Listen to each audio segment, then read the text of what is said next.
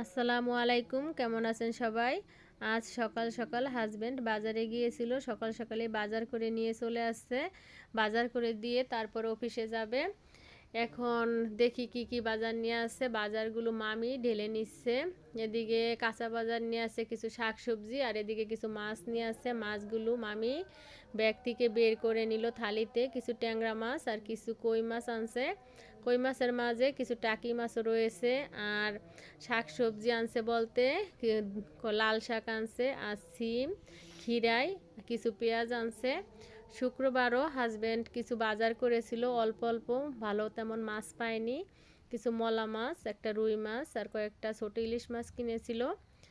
সাথে বিড়ালের মাছ কিনেছিল। তাই আজকে আবার মাছ কেনার জন্য বাজারে গিয়েছিল। দেশি কিছু কই মাছ পাইছে, নিয়ে আসছে। আর ট্যাংরা মাছও নিয়ে আসছে। ট্যাংরা মাছ আর কই মাছ আমার হাজবেন্ডের অনেক পছন্দের মাছ। দেশি কই মাছ কিন্তু খেতে ভালোই লাগে, আর শীতের দিন ট্যাংরা মাছ খেতেও নতুন আলু দিয়ে অনেক মজার। এদিকে মামি মাছ কাটার জন্য চুলা থেকে ছালি নিয়ে আসছে। ছালি ছাড়া কিন্তু কই মাছ আর ট্যাংরা মাছ কাটা যায় না। আমরা গ্রামের মানুষ, তাই আমরা ছালি দিয়ে মাছ কাটি।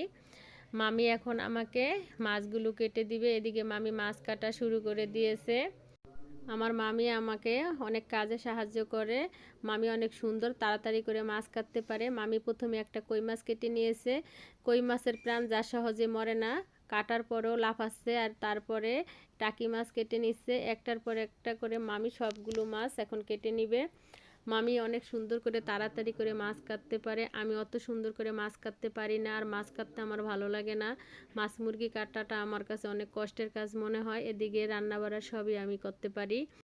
মাছ মুরগি কাটতে আমার মোটেও ভালো লাগে না।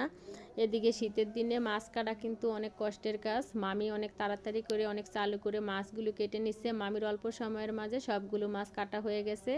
এখন মামি আমাকে মাছগুলো ধুয়ে পরিষ্কার করে দিব। তারপরে আমি যা ফ্রিজে রেখে দেবো, আর যা রান্না করব তা আমি সুন্দর মতো লবণ মাখিয়ে ধুয়ে তারপরে রান্না করতে চলে যাব।